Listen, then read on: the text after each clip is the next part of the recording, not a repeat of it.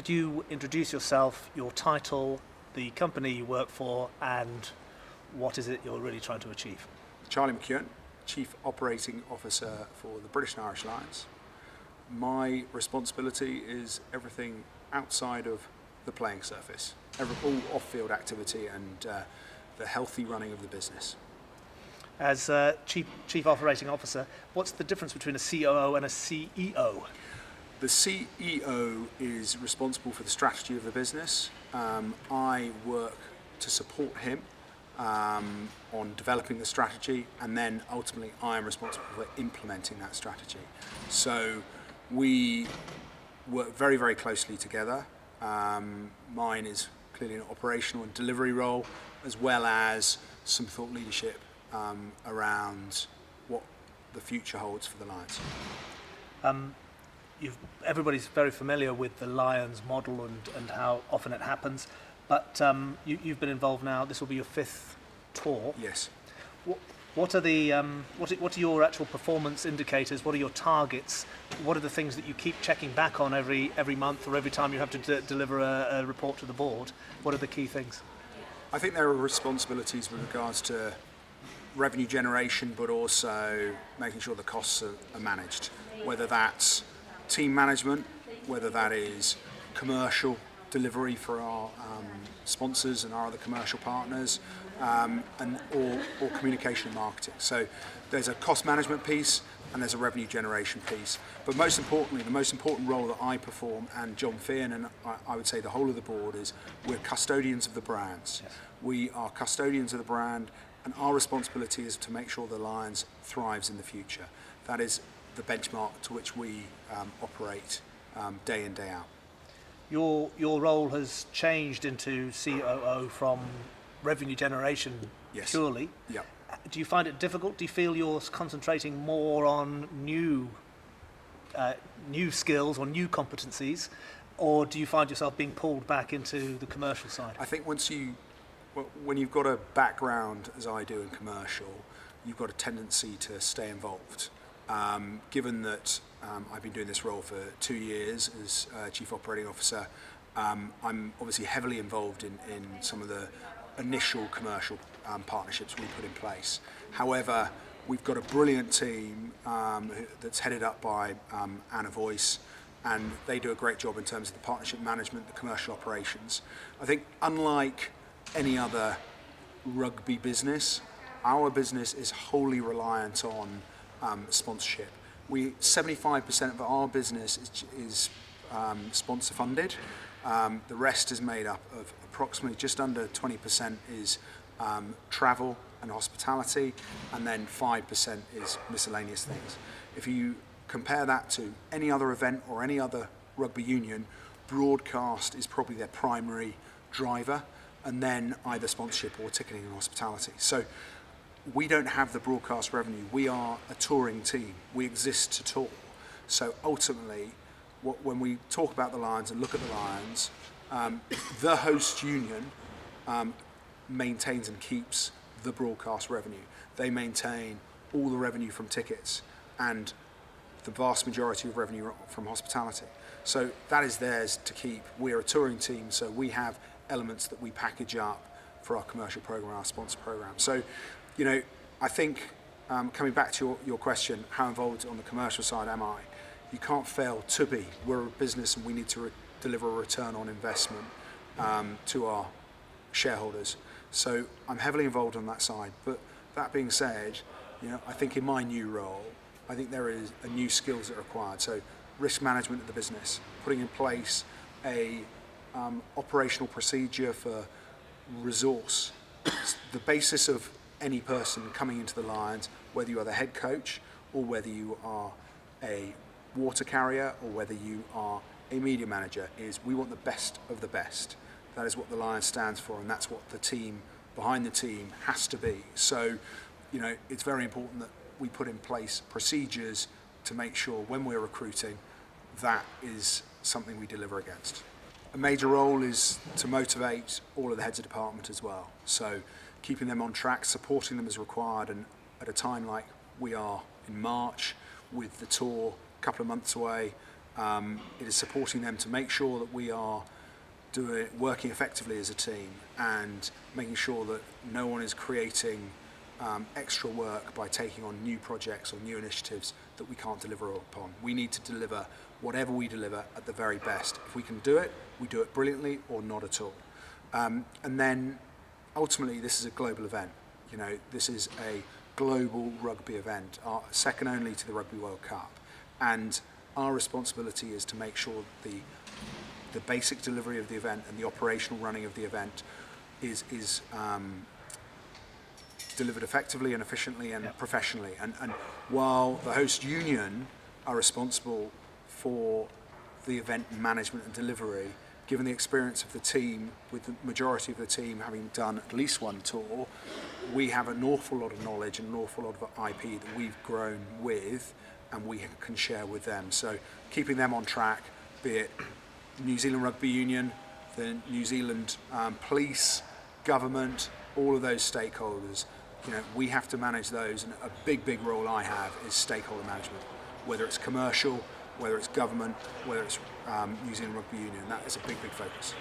I imagine in my mind that there is a trigger point or a trigger date where preparation turns into execution, and I imagine we're long gone past that point now, where you're not accumulating sponsors anymore, you're not working out whether you can do this, that and the other, you're actually executing that plan.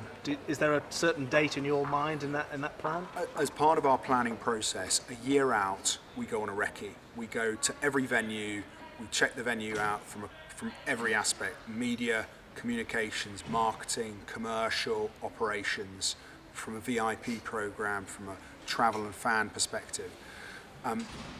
We've got a skeleton plan that we've been working on up to that point.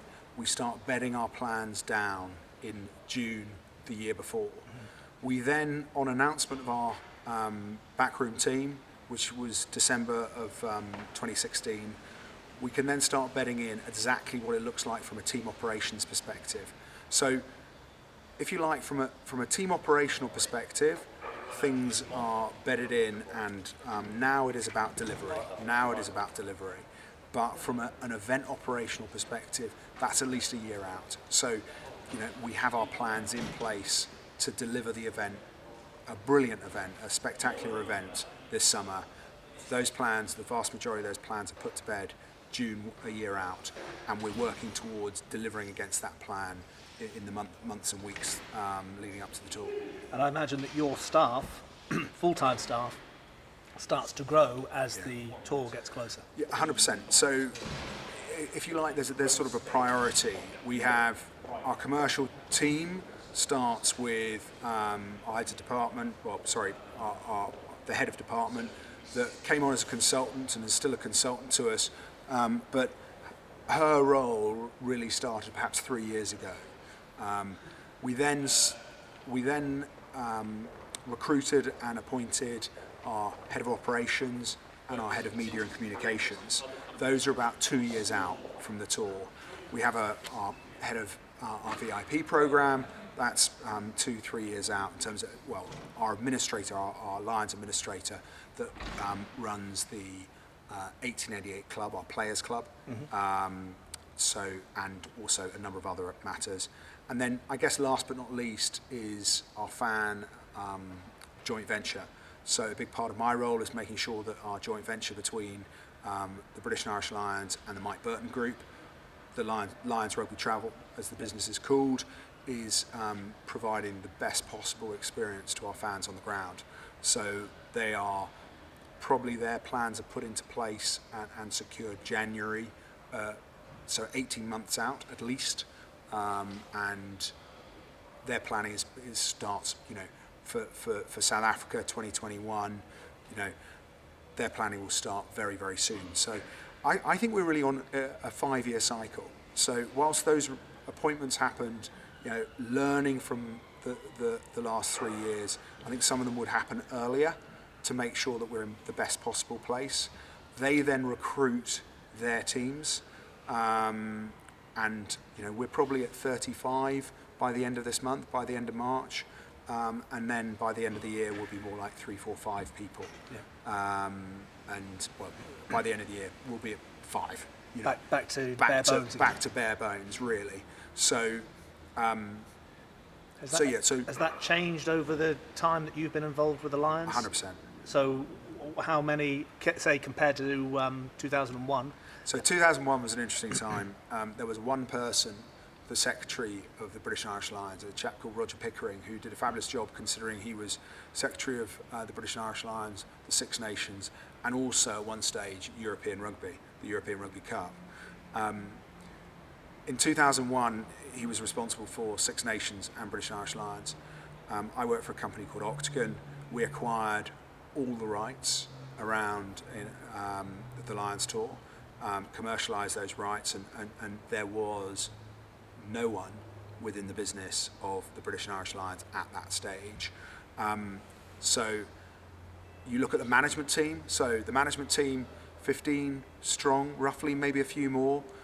So the experience of us as an agency, you know, we were acting as part of the management team then.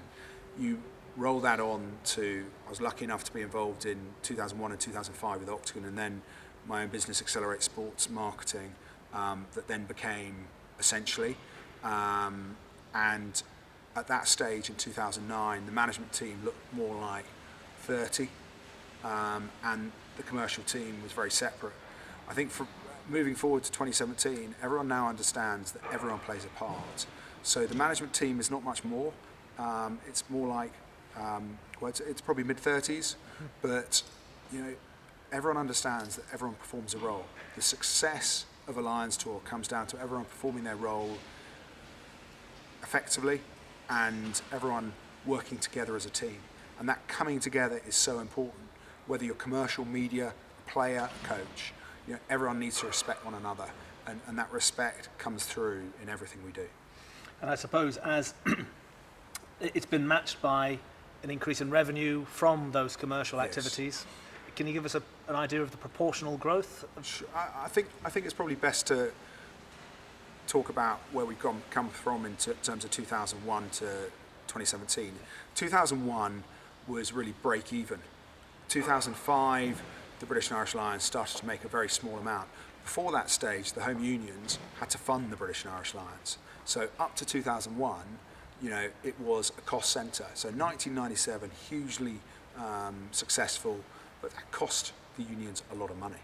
And then after that point, in 2001, you started to see a very, very small profit that was going back into the game. Now, 2017, our costs have gone up significantly, our revenues have gone up significantly. So yes, we deliver value back to our shareholders in terms of a financial return, but I think the most important value that we deliver for rugby is the inspiration the brand gives. That big global event, it's an opportunity to view, you know, on the 10 matches, people will be tuning in all through the world to watch the British and Irish Lions against those teams in New Zealand. So the value we bring is both in terms commercially to our shareholders, which has grown clearly, but actually the value is now, it's so big.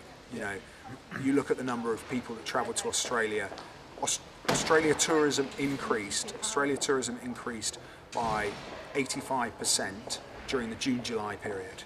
So that meant that 52,000 people travelled to Australia during the Lions Tour.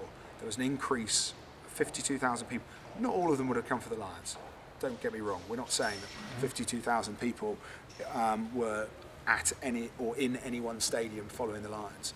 But there is a huge following, you know, an injection of 140 million roughly to the Australian economy, and we'd expect something similar to New Zealand. Have you published a figure yet for tourists to fan tourists to New Zealand? I think it's difficult to put your finger on how many tourists will travel to New Zealand, because in Asia, Hong Kong, Singapore, the number of people looking to come down to New Zealand is huge. Australia, I was with the New Zealand Rugby this morning, and they were talking about people flying in from Australia to come and watch. It's so unique. It's every 12 years for New Zealand. So we think that there'll probably be between 30 and 40,000 people travelling into New Zealand for the games. How many of those will be British and Irish Lions fans is anyone's guess.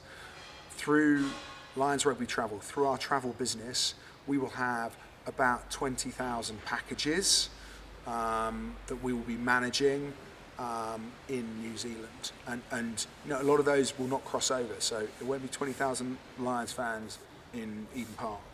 But I think when we're watching the first, second and third test, we'll account for at least a third of the stadiums.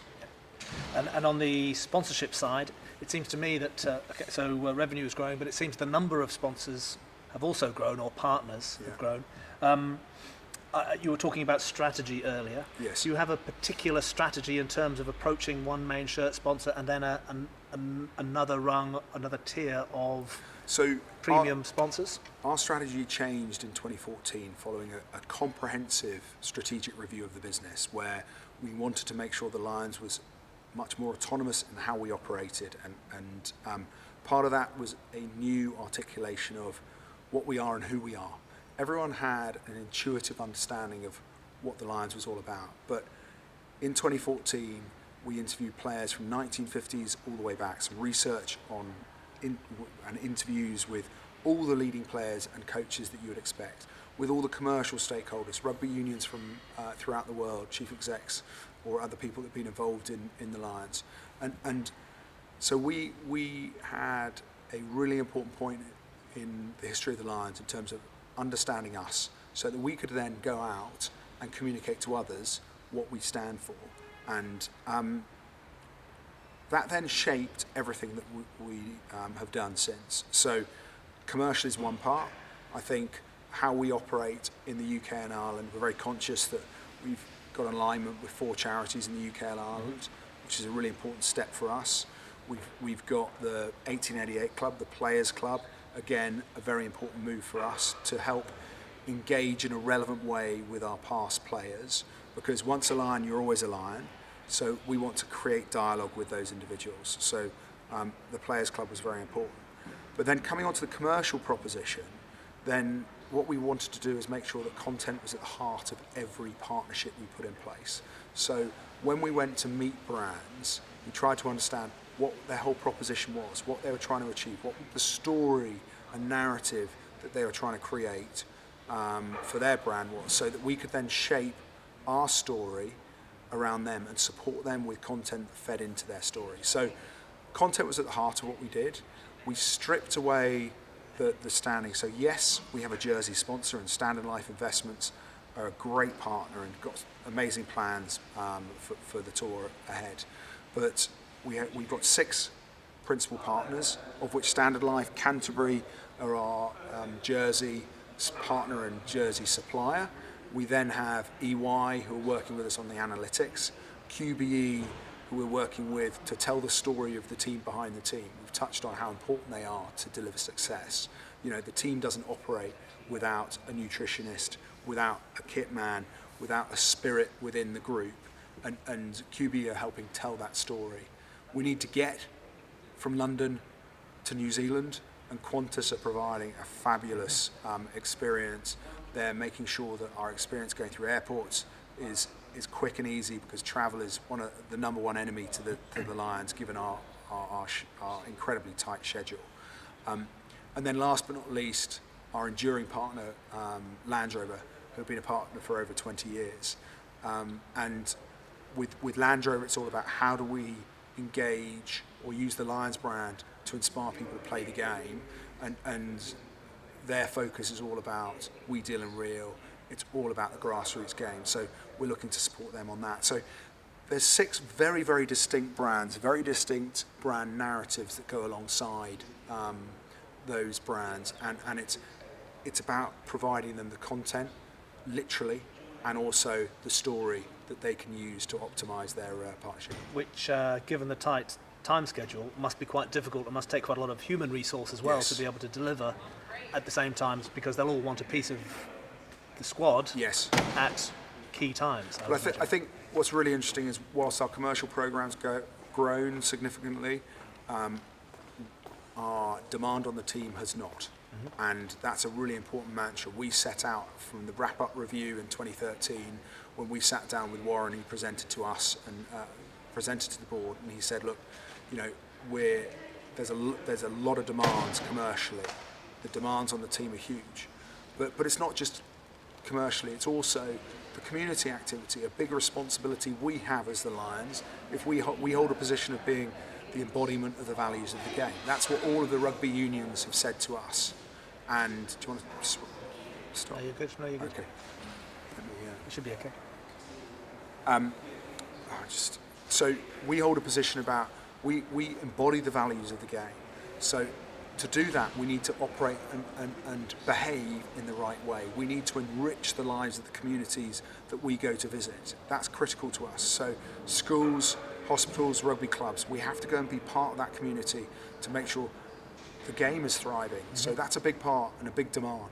So demand's commercial, yes, and we need to manage that, but demands from a community perspective, from a government perspective, with regards to joint government receptions, the Lions is on a pedestal with very few sporting brands and sporting teams. Especially in New Zealand. And especially in New Zealand. So, a big part of what we do is we're ambassadors for the UK and Ireland, so we need to act like that. So you're right, time is very rare. There is no spare time.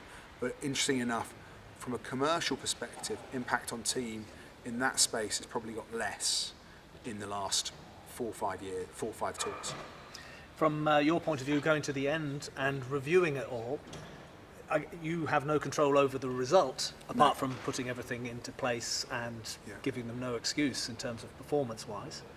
How do you review it at the end in terms of, do you sit down and do a debrief with each of the sponsors, with the travel company? Yeah, and absolutely. I suppose internally too. So the review process that we have is every department has to report back to the board with a comprehensive review of their area, the goods, the bads, the uglies, and recommendations for what next.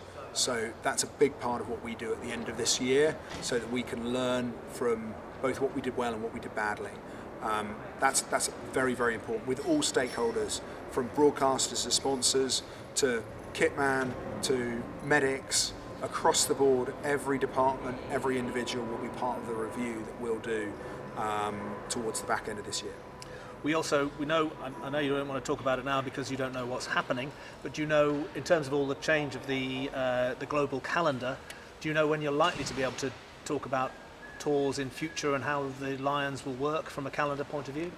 I think that we've been assured at the very earliest stage of discussions on global season that the Lions tour is here to stay. Yeah. When people were talking about the calendar, there were 2 things that were put in the calendar at the very start. That was the British and Irish Lions tour and the Rugby World Cup.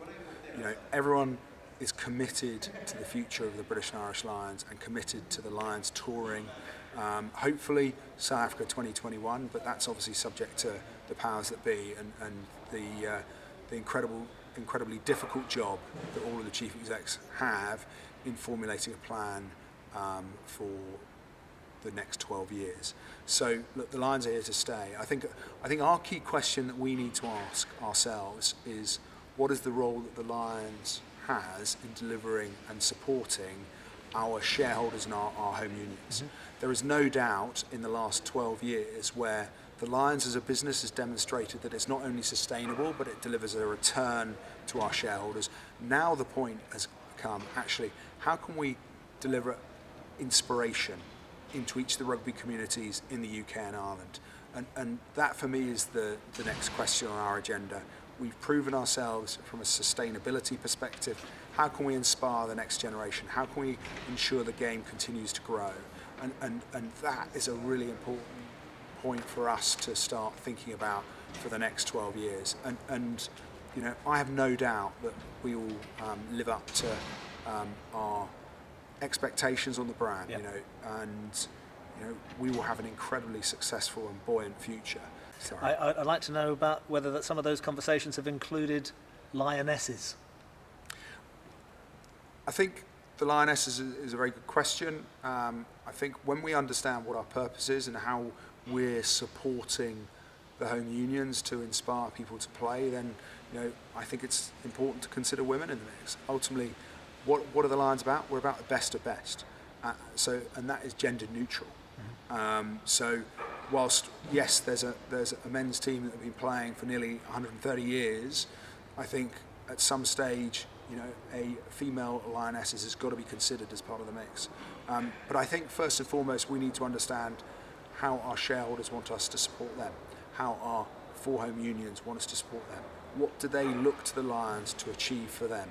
Because ultimately that is our purpose, or that is our raison d'etre. We need to make sure that they are getting everything they want from the British and Irish Lions, and once we understand that, then we can set down a strategy for the next 12 years. Charlie, thank you very much, and the best of luck with the preparations to go and with the tour itself. Thank you very much. Look forward to a winning tour.